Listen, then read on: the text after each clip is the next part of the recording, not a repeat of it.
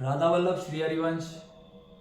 हमारे पूज्य महाराज जी ने तो दीक्षा के इतने हमें कड़े नियम बताए हैं कि जिन नियमों को सुनने के बाद काफ़ी हद तक लोग इन्हीं सवाल जवाबों में उलझे रहते हैं कि हमें करना क्या है, किस तरीके से आगे भोजन पानी अपनी दिनचर्या किस तरीके से करनी है, इसमें बहुत उलझे हुए रहते हैं। ये बहुत जो महाराज जी को सच्चे दिल से प्रेम करते हैं उनके लिए कोई उलझन नहीं है। वो हर छोटी छोटी कठिनाइयों से भी रास्ता अपना निकाल लेते हैं, क्योंकि हमारे पूज्य महाराज जी इतने मासूम है। जो कहते हैं ना महाराज जी भोलेनाथ भोले हैं, वैसे हमारे महाराज जी भी बहुत भोले हैं। हर चीज के लिए हमें नाम जप के लिए हर चीज के लिए इतनी छूट दे रखी है, कोई भी इतनी छूट नहीं देता। बहुत छूट मिली है हमें, तो उसका सम्मान करते हुए हमें कोशिश करना चाहिए कि अपने घर में भोजन बनाएं और घर का ही सात्विक भोजन खाएं। तो मैं 2-4 दिन पहले वृंदावन जाके आया। बहुत सुंदर यात्रा रही। कभी आगे आपको मैं उस यात्रा के बारे में भी विस्तार से बताऊंगा। उस यात्रा के दौरान किस तरीके का भोजन हमने किया, किस तरह का हमारा महाराज जी से मिलन हुआ, किस तरीके से हम यमुना घाट गए, और कई सारी चीज़ें हैं जो मैं आपसे आगे आगे धीरे धीरे बताता जाऊंगा। तो आज मेरी धर्मपत्नी की दीक्षा हो चुकी है, तो उनका मन था कि आलू पराठा खाना है। वृंदावन में हम जिस भी होटल में हम गए हैं, तो हमने ज़्यादातर देखा है कि वहाँ पे सात्विक होटल है और प्याज लहसुन का तो वहाँ इस्तेमाल बिल्कुल नहीं होता है। तो मेरा था कि चलो क्या चीज़ मंगाया जाए। पनीर, दोस्तों पनीर खाने का मन नहीं करता। पता नहीं क्या कारण है कि पनीर कहीं भी जाके बाहर खाने का मन नहीं करता है। तो जाहिर सी बात है हम आलू पराठा ही ऑर्डर करते हैं। तो आलू पराठा ऑर्डर करते हैं तो उसमें तो जाहिर सी बात है आपको आलू पराठा या गोभी पराठा जो भी आप ऑर्डर करो उसमें मक्खन वगैरह दही वगैरह मिल जाती है। तो आज घर पे हम आलू पराठा बनाएंगे, सात्विक भोजन सात्विक तरीके से। तो आलू पराठा तो वैसे ही सात्विक है, पर फिर भी आज हमारे आप विधि आप देखिए। तो चलिए आलू पराठे की शुरुआत करते हैं। तो अभी ये आलू का जो मसाला है इसको हम रेडी कर लेते हैं। इसमें पहले हम डालेंगे हरी मिर्च, उसके बाद डालेंगे हम हरा धनिया,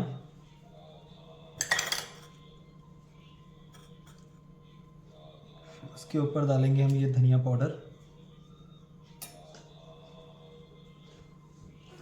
थोड़ा सा अमचूर पाउडर,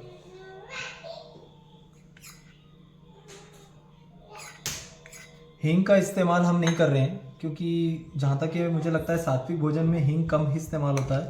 तो मैंने सुना भी था कई बार कि हींग नहीं इस्तेमाल करना चाहिए, तो इसलिए मैं हींग का इस्तेमाल नहीं कर रहा हूँ। इसको एक बार हल्का सा मिला के फिर इसमें हम नमक मिलाएंगे, क्योंकि एकदम से नमक नहीं मिलाना है।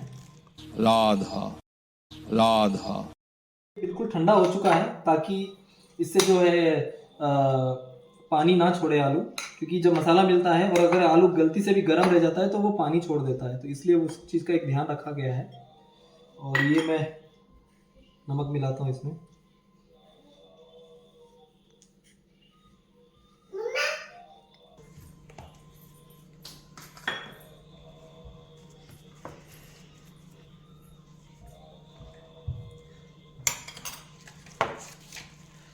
मसाला मिक्स करने का जो मज़ा हाथ से आता है ना, वो चम्मच वगैरह से नहीं आता है। ये सब क्या है, वीडियो बनाने के चक्कर में ना 36 चीज़ें करते हैं, लेकिन मज़ा आपको हाथ से ही आएगा जो आपका नेचुरल है।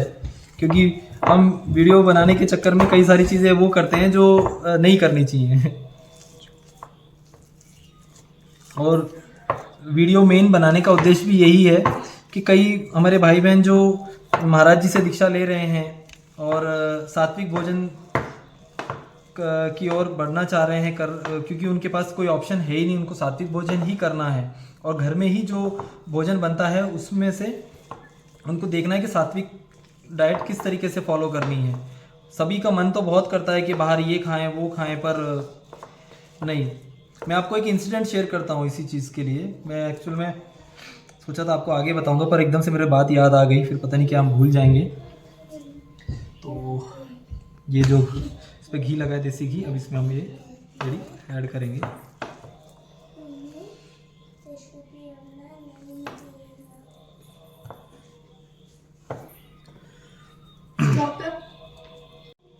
तो ये हमने इसमें मसाला भर के कवर कर लिया है इसको, और इसको बंद करके अब हम इसको बेलेंगे। बहुत हल्का हल्का लाइट हमें बेलना है इसको, ताकि मसाला बाहर ना आए।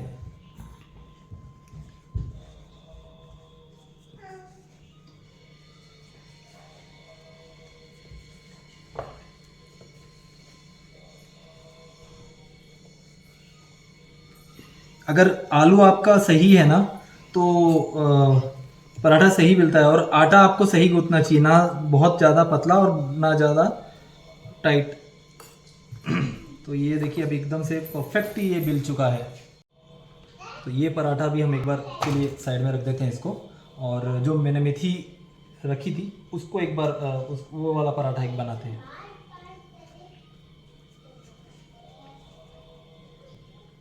मैंने रेडी करी है बेल के इसको, और इसमें हम देसी गाय का देसी घी, और ये हम अब इसमें लेंगे आलू का मसाला, और ऊपर से थोड़ा मेथी के जो पत्ते हैं वो हम इस पे रख देते हैं।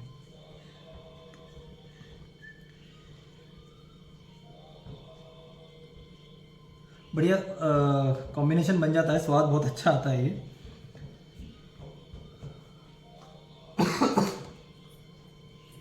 पहले एक बार लगा था कि महाराज जी ने इतना सख्त कर दिया है तो कैसे हम आगे का अपना जीवन, मतलब खाना पीना जो हमें शौक था होटलों में जाकर खाने का, वो एकदम से ख़त्म। तो समझ नहीं आ रहा था कि कैसे होगा। लेकिन एक इंसिडेंट मेरे साथ हुआ। जब इस बार मैं वृंदावन गया था तो एक होटल में जब खाना खाने गए तो मैंने देखा जितने भी लोग बैठे हुए थे सबने आलू पराठे मंगाए, और सबकी थाली में आलू पराठे, उसके ऊपर बटर घी, बहुत मज़े से सब आनंद से खा रहे थे। तो एक संत टाइप के आए, संत ही थे वो। तो वो आए और उन्होंने ऑर्डर किया, बोले कि मुझे कोई भोजन क्या है आपके पास। तो उन्होंने बता दिया मेनू पराठे वगैरह। तो बोले बेटा एक काम करना, रोटी ले आना। तो बोले महाराज जी अभी तो पराठे वगैरह बन रहे हैं, रोटी। तो बोले कोई भी रोटी ले आओ बस आप। तो बोले अभी तो रोटी नहीं है, कोई रात की सुबह की कोई बनी बची होगी। तो बोले हाँ ऐसे तो रोटी रखी है। अब वो होटल वालों ने भी इतना ध्यान नहीं दिया, उनको लगा कि भाई चलो ठीक है ऐसी शांति है ना तो दे देंगे, क्योंकि हर किसी के भाव एक जैसे नहीं होते। तो उन्होंने उनको रोटी ला के दे दी। उस रोटी पे उन्होंने अचार रख के, और जब उस रोटी को खाने लगे तो एकदम से, पता नहीं मुझे नहीं पूछना चाहिए था पर फिर भी मैंने जाके पूछा उनसे कि महात्मा आप सब लोग इतना पराठे खा रहे हैं, चाहो तो अगर आपके पास पैसे की कमी है तो मैं खिला देता हूँ आपको, श्री जी की कृपा से अब जो भी आपको पराठा खाना है तो आपको मिल जाएगा। कहते नहीं, मेरे गुरु जो हैं शायद आज उनको भोजन भी नहीं मिला होगा, क्योंकि वो मधुकरी पे हैं। तो अगर जिस घर जाते हैं मधुकरी मिलती है तो खाते हैं, और मैं अगर यहाँ पे बैठ के आलू पराठा खाऊं या ऐसी कोई चीज़ खाऊं तो ये मुझे शोभा नहीं देता। तो मुझे तो मेरे गुरु का सम्मान करना है। ये शब्द सुन के मुझे एकदम से आंखों में मेरे आंसू आ गए कि हम कर क्या रहे हैं। हमारे गुरु जिनको हम मानते हैं, जिनको हम प्यार करते हैं, वो भी इसी स्थिति से आए हैं। कई बार भूखे रहे, कभी उनको कितनी बार भोजन के बिना रहना पड़ा है, लेकिन हम अभी भी उनसे दर्शन करने के बाद भी, दीक्षा लेने के बाद भी हमारी लालसा खत्म नहीं हो रही। हमारा मन करता है कि जाके हम कुछ खाएं, कोई भोजन करें, होटल जाएं। आज ये भी सब हम बना रहे हैं, क्यों? हमारी जीभ की लालसा ही है। नहीं तो सादी रोटी बना के हम खा सकते हैं, नमक के साथ भी खा सकते हैं, पर नहीं। तो दोस्तों ये बहुत बड़ी एक हमारे अंदर कमी है। हम तो चाहेंगे श्री जी से कि बस हमारे जो स्वाद है वो धीरे धीरे मर जाए और हम गुरु जी के उसमें लीन हो जाएं पूरी तरह से, हम अपने सदगुरु भगवान के चरणों में। तो ये दो हमारे पराठे तैयार हो चुके हैं, और अब हम इनको तवे पे आराम से सेकेंगे। अब इसको पलटते हैं। बहुत अच्छे से सिक गया है यहाँ पे, और इस पर अब घी लगा देते हैं।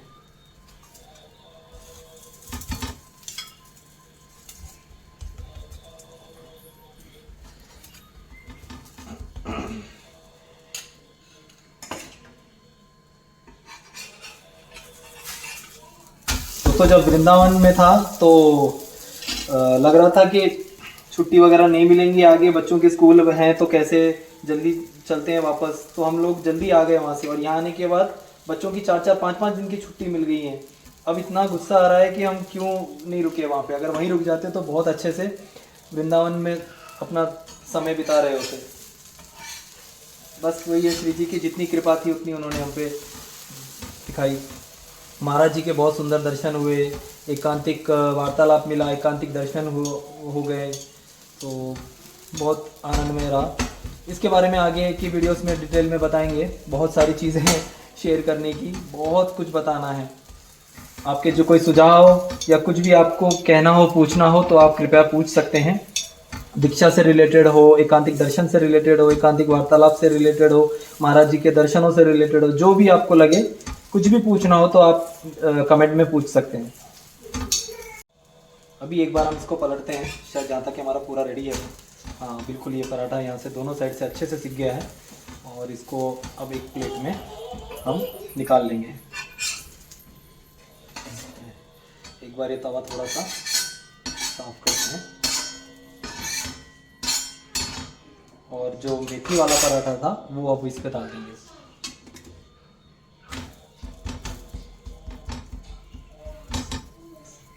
मेथी के पराठे को भी इसी तरीके से थोड़ी देर सिकने देते हैं, और ताकि ये नीचे से सिक जाए। फिर इसको पलटने के बाद फिर इसमें घी लगाएंगे। तो पराठा बनके रेडी है, और अब इसको हम निकाल लेते हैं। ये पराठे रेडी हैं। दही है देसी गाय के दूध की दही, देखिए कितनी बढ़िया चक्का जमी है। दही कैसे जमाना है ये भी हम आपको बताएंगे, अगर आपके देसी गाय के दूध की दही नहीं जमती है तो। और ये देसी गाय के दूध का बना हुआ मक्खन है, तो ये थोड़ा सा मक्खन रखेंगे ऊपर। और श्री जी की थाली हम पूरी तरह से आपको नहीं दिखाने वाले हैं, क्योंकि ये आज्ञा भी नहीं है हमारे गुरु की। तो बस, और उसके बाद में हम जो है भोग लगाने जाएंगे। राधा वल्लभ श्री हरिवंश।